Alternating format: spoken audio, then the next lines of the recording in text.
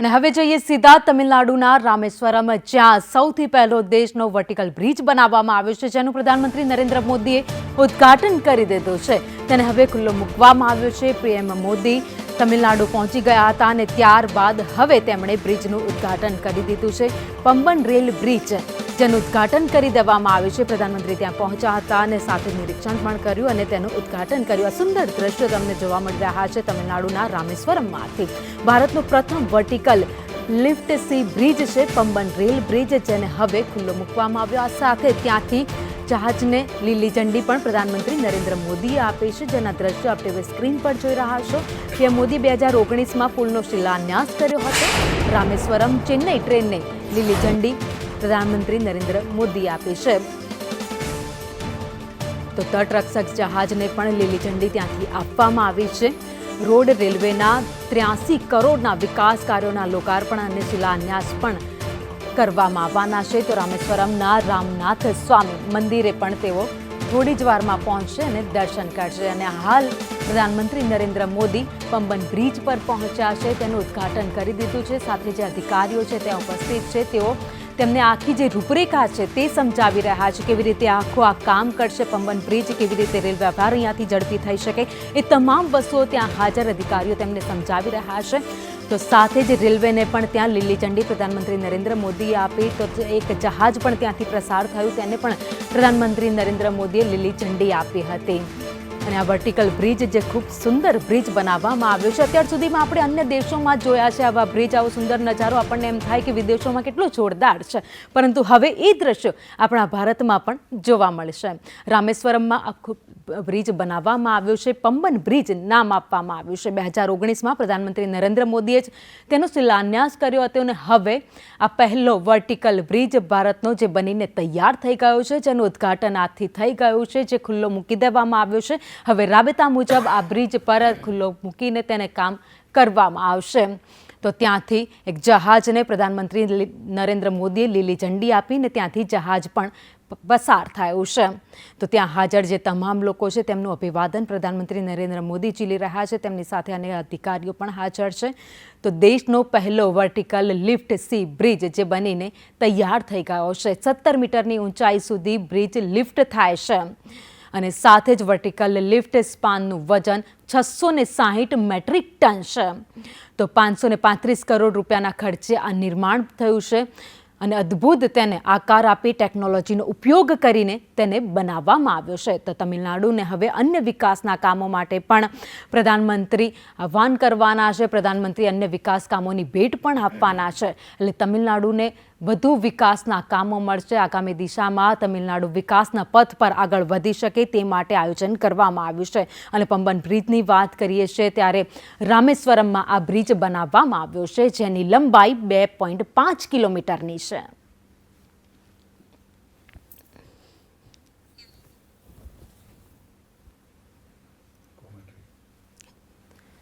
તો એન્જિનિયરિંગની કમાલ તમે જોઈ રહ્યા છો સંદેશ ન્યૂઝની ટીવી स्क्रीन पर. इस वक्त हम उस पम्बन ब्रिज पे मौजूद हैं जो भारत के मेनलैंड को रामेश्वरम से जोड़ता है. लेकिन इस नए ट्रैक की यानी इस ब्रिज की क्यों जरूरत पड़ी, उसके लिए सबसे पहले मैं एक विजुअल दिखाना चाहूँगा. सामने आप देख सकते हैं कि एक रेलवे का पुराना ट्रैक दिखाई दे रहा है. दरअसल इसे 2022 में बंद कर दिया गया था. अंग्रेजों के समय का बनाया हुआ ये ट्रैक है 1914 में, जो कि 2022 में बंद कर दिया गया. और इस तरह से भारत का जो मेन लैंड है रामेश्वरम से रेलवे ट्रैक के माध्यम से कट गया. लेकिन उसी के ऊपर आप एक सड़क जाती हुई देख रहे हैं. यानी सड़क के जरिए ही भारत के मेन लैंड से रामेश्वरम, जो कि तमिलनाडु का एक हिस्सा है, वहाँ जाया जाता था. और इसी समस्या को देखते हुए प्रधानमंत्री नरेंद्र मोदी ने 2019 में करीब 550 करोड़ की लागत से ये जो पम्बन ब्रिज जो कि नया नया बना है, यानी जिस ट्रैक पे अभी ये ट्रेन दिखाई दे रही है, उसकी आधारशिला रखी. और अब 2025 में ये ट्रैक बन के तैयार है. यानी ये जो ट्रैक है करीब 2.02 किलोमीटर का, जो कि 99 पाइल्स पे या पिलर पे बनाया गया है, उसी का एक हिस्सा जो है वो पम्बन ब्रिज का वो हिस्सा है जहाँ पर ब्रिज का एक हिस्सा करीब 17 मीटर ऊपर अपलिफ्ट हो जाता है. लेकिन तकनीक के लिहाज से ये जो महारत भारत ने हासिल की है वो क्या मायने रखती है, हमारे साथ बातचीत करने के लिए रेलवे के प्रवक्ता जो हैं दिलीप कुमार जी हैं। सर, संदेश न्यूज़ में आपका स्वागत है। सबसे पहले ये बताइए कि कहा जाता है कि जिस तरह की टेक्नोलॉजी का इस्तेमाल समुद्र पर जो अपलिफ्ट करने वाला ब्रिज को भारत ने बनाया है, ये अमेरिका, ब्रिटेन, फ्रांस, जर्मनी, रसिया के पास थी, अब भारत के पास भी है। तो इस पुल की खासियत क्या है? सबसे पहले देखिए, चैत का महीना है, नवमी का दिन है, राम जी का बर्थडे है और मोदी जी की ओर से देशवासियों को ये गिफ्ट है। पंबन पुल जो कि पंबन चैनल के ऊपर बनाया गया है, भारत की मुख्य भूमि को रामेश्वरम द्वीप से, जो कि पुण्य भूमि है, राम जी की भूमि है, उससे जोड़ने के लिए यह पुल बनाया गया है। इसकी डिजाइनिंग जो है आईआईटी चेन्नई, आईआईटी बॉम्बे और रेलवे विकास निगम लिमिटेड के जो ब्रिज इंजीनियर्स हैं उन सब ने मिलकर करके किया है। इसमें कई नए फीचर्स हैं, कई सेफ्टी फीचर्स हैं और पुराने पुल की तुलना में गुणवत्ता के मामले में, इफिशियंसी के माध्यम से यह पुल कई गुना बेहतर है। पुराने पुल पर गाड़ियों का परिचालन 10 किलोमीटर प्रति आवर की स्पीड से होता था, जबकि इसको जो है हम लोग ने डिज़ाइन किया है 160 किलोमीटर प्रति आवर की स्पीड के लिए। अभी फ़िलहाल 75 किलोमीटर पर आवर की स्पीड से ट्रेन परिचालन की अनुमति जो है इस पुल पर दी गई है। इसमें कुल 99 स्पैन्स नॉर्मल है और एक वर्टिकल लिफ्टिंग स्पैन है जो कि 72.5 मीटर का है ना। उस लिफ्ट की लॉन्चिंग भी काफ़ी चैलेंजिंग थी, लेकिन हमारे इंजीनियर्स ने उसको बखूबी अंजाम दिया, काफ़ी बेहतर तरीके से उसको लॉन्च किया। यहाँ पर 3 अलग अलग पिलर पर एनेमोमीटर लगाए गए हैं, जिससे कि विंड की स्पीड का आकलन होता रहेगा और यदि एक निर्धारित सीमा से अधिक तेज़ रफ्तार से विंड चलता है तो फिर सेफ्टी प्रिकॉशंस को बढ़ाते हुए रेलवे परिचालन के संबंध में कार्रवाई की जाएगी। तो ये सारे फीचर्स जो हैं इसमें किए गए हैं। जो कंट्रोल रूम हमारा स्थापित किया गया है, वहाँ पर हवा से पानी बनाने वाला सिस्टम लगाया गया है ताकि पानी की असुविधा ना हो। किसी प्रकार का वेस्ट कचरा जो है वह समुद्र में न जाए, इसके लिए भी सिस्टम लगाया गया है। और ख़ास करके जहाँ पे ये ब्रिज बनाया गया है, इसके दूसरे हिस्से में जहाँ पे अभी हम लोग नज़ारे दिखा रहे थे, वो इलाका हिंद महासागर का हिस्सा है।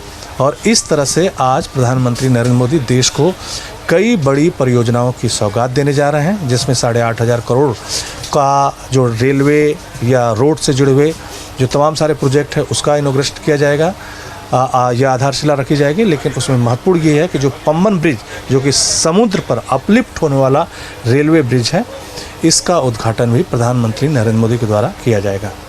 कैमरामैन रोहित त्रिपाठी के साथ मैं अजय यादव, संदेश न्यूज।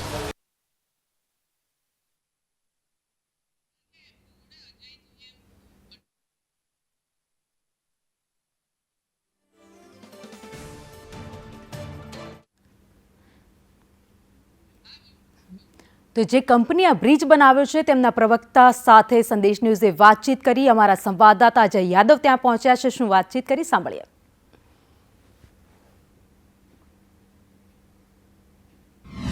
ने अपलिफ्ट होने वाले पंबन ब्रिज का निर्माण किया है, उसके प्रवक्ता अनिल सक्सेना जी इस वक्त हमारे साथ बातचीत करने के लिए हैं। सर, सबसे पहले संदेश न्यूज़ की तरफ से आपको ढेर सारी बधाई। लेकिन हम साथ ही साथ ये जानना चाहते हैं कि पहले भी पंबन ब्रिज जो है उससे शिप गुजरती थी, लेकिन आप लोगों को नया पंबन ब्रिज क्यों बनाने की आवश्यकता हुई, खास करके इतना टेक्नोलॉजी के लेवल पे एडवांस? देखिए, एक तो पुराना ब्रिज तो अपनी लाइफ पूरी कर चुका था और वो इनऑपरेशनल हो चुका था, तो एक नया ब्रिज तो बनाना ही था। और पुराने ब्रिज में कुछ चीज़ें थी जो सफिशिएंट नहीं थी। जो शिप थे उनको गुजरवाने में जो शिप को हमें खोलना पड़ता था, वो आधे आधे दोनों तरफ के पल्ले खुलते थे और तब शिप गुजरता था। तो उस पूरे प्रोसेस मैनुअल हुआ करता था और 40, 45, 50 मिनट लग जाते थे उस काम में। और उस पूरे दौरान हमारा ट्रेन का ऑपरेशन हैम्पर हो जाता था, तो ट्रेनों का ऑपरेशन एफिशिएंटली नहीं हो पाता था। एक तो वो प्रॉब्लम थी। दूसरा, ये जो लिफ्ट हमने जो वर्टिकल लिफ्ट स्पैन वाला ब्रिज बनाया है, इसमें पूरा स्पैन, एक स्पैन ही जो है वर्टिकली ऊपर हो जाता है और वो ज़्यादा ऊपर करने की सुविधा रखी है हमने, 17 मीटर तक जा सकता है। और जो ब्रिज बनाया एज सच, जहाँ से उसको उठना है, वो ब्रिज भी पुराने ब्रिज से ऊंचा है।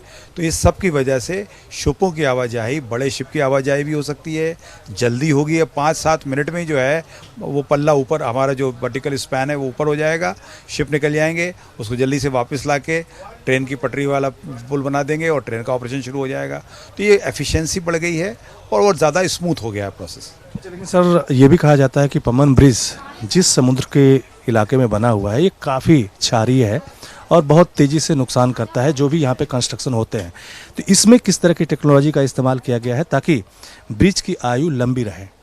हाँ, ये आपने बहुत अच्छा प्रश्न रहा। ये दुनिया का सबसे ज़्यादा हाईएस्ट करोसिव एनवायरनमेंट है, सेकंड हाईएस्ट वर्ल्ड में माना जाता है ये, और बहुत टर्बुलेंट वाटर है यहाँ पे काम करने में। तो ये सब चैलेंजेस रहे बनाने के लिए। तो सबसे पहले तो इसमें हाई ग्रेड स्टेनलेस स्टील का कंक्रीट यूज़ किया गया, जिसकी बहुत ज़्यादा स्टेनलेस स्टील जिसकी बहुत ज़्यादा लंबी लाइफ होती है, रस्ट नहीं पड़ता है, करोड नहीं होता है। दूसरा जो पेंट हमने यूज़ किया है वो 40 साल तक के लिए टेस्टेड है, उसमें कुछ खराबी नहीं आनी। तो बीच बीच में मेंटेनेंस नहीं करना, लंबे समय तक, 40 साल के बियॉन्ड भी वो चलेगा, लेकिन 40 साल तक तो टेस्टेड ही है। तो ये इन 2-3 वजहों से ब्रिज की लाइफ स्पैन बढ़ गया, और जो करोसिव होता था, जो जिसकी वजह से पुराना ब्रिज भी मेनली ख़राब हुआ है, वो उससे हमको छुटकारा मिल गया। और कहा जाता है कि आपकी संस्था ने जिस तरह की टेक्नोलॉजी का इस्तेमाल किया, अमूमन इस तरह की technology America, France, Germany, UK या रसिया में होती थी। भारत भी अब उस तरह की टेक्नोलॉजी का इस्तेमाल करने वाला पहला देश एशिया में बन गया है। तो उनकी टेक्नोलॉजी से, जो डेवलप कंट्री हैं, उनकी टेक्नोलॉजी से हमारी टेक्नोलॉजी थोड़ी अलग है या उसी तरह की टेक्नोलॉजी? नहीं, हम बिल्कुल उनके साथ इस टेक्नोलॉजी के मामले में उन्हीं की कतार में खड़े हैं। और ये हमने लेकिन सारा चीज़ें मेड इन इंडिया और मेक इन इंडिया और आत्मनिर्भर भारत के सपने को पूरा करते हुए किया है। हमारे mostly product made in India वाले हैं, ये एक अपने आप में बड़ी बात है। हमारी आईआईटी मुंबई और आईआईटी चेन्नई, उन लोगों ने हमारी डिज़ाइन को टेस्ट किया है, वेरीफाई किया है, और स्पेनिश कंसल्टेंट के साथ मिलकर उसको काम किया है। तो ये सब चीज़ें हमको जो है इस प्रोजेक्ट को यूनिक बनाती हैं, और हमारे इंजीनियर्स की कैपेबिलिटी को ये रिफ्लेक्ट करता है कि हम वर्ल्ड क्लास चीज़ क्रिएट कर सकते हैं, और पूरी तरह से इंडिजिनस तरीके से। ये बहुत महत्वपूर्ण बात है। एक अंतिम सवाल आपसे कि भारत में बहुत सारे ऐसे इलाके हैं, खास करके नदियां हैं, जहां पर निचले हिस्से काफ़ी नीचे लेवल तक के जो फ्लाईओवर हैं वो बने हुए हैं। क्या ये माना जाए कि आने वाले समय में अगर ज़रूरत पड़ती है कि इसी तरह से वर्टिकल अपलिफ्ट करने वाले पुल अगर बनाने हो तो आप लोग उसके लिए तैयार हैं? बिल्कुल। ये जो हमारे वाटरवेज, इनलैंड वाटरवेज की जो हम आजकल बातें कर रहे हैं, क्रूज़ वगैरह की, अब ये टेक्नोलॉजी हमारे पास है। हमने सक्सेसफुल डिफ़िकल्ट टेरेन में बना के दिखा दिया है। तो वो तो कम डिफ़िकल्ट टेरेन्स हैं जहाँ आप बात कर रहे हैं, तो डेफिनेटली इसको बना देंगे और आपको बहुत बढ़ावा मिलेगा उस चीज़ को। डेफिनेटली भारत के लिए काफ़ी गौरव की बात के लिए काफ़ी गौरव की बात है, और भारत के इंजीनियर्स के लिए बहुत गौरव की बात है। और आज आदरणीय प्रधानमंत्री इस ब्रिज का उद्घाटन कर रहे हैं, और ब्रिज के उद्घाटन के साथ साथ ही एक नई ट्रेन इस ब्रिज से गुजरने वाली, जो रामेश्वरम धाम से चलेगी और चेन्नई तक जाएगी, उसका भी फ्लैग ऑफ कर रहे हैं। तो एक बहुत अच्छा संयोग बना है, और एक रामनवमी के दिन ये कार्यक्रम हो रहा है। तो ये सब बातें जो है एक अच्छी फीलिंग देश के लिए दे रही हैं, और देश को गर्व से भर रही हैं। जैसा कि अनिल सक्सेना ने बताया कि ये भारत के लिए काफ़ी गौरव की बात है, लेकिन इस ब्रिज का निर्माण क्यों करना पड़ा, उसके लिए एक दृश्य आपको दिखाना चाहता हूँ। सामने आप देख सकते हैं कि एक रेलवे ट्रैक दिखाई दे रहा है। दरअसल ये रेलवे ट्रैक अब बंद हो चुका है। 1914 में अंग्रेज़ों के द्वारा बनाया गया था, 2022 में ये बंद हो गया, और भारत का जो मेन लैंड यानी तमिलनाडु का वो हिस्सा जो रामेश्वरम से जोड़ता है समुद्र के रास्ते, इसी ट्रैक के जरिए पूरा होता था। लेकिन 2022 में बंद होने की वजह से बस एकमात्र रास्ता सामने आपको जो रोड दिखाई दे रहा है रामेश्वरम से जुड़ने का, वही था। और ऐसे में भारत को ज़रूरत थी कि एक ऐसा रेलवे ट्रैक जो कि पहले था, उसी की तर्ज पे दूसरा भी बनाया जाए और हाई टेक्नोलॉजी का इस्तेमाल किया जाए, क्योंकि इस इलाके से बहुत सारी शिप भी गुजरती है और साथ ही साथ रामेश्वरम से जुड़ना भी था।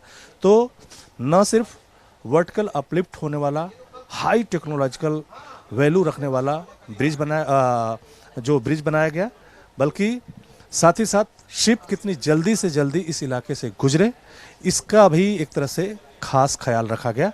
तो एक तरह से अब रामेश्वरम के लिए फिर से 2022 के बाद रेलवे ट्रैक के जरिए जुड़ने का रास्ता साफ हो गया है।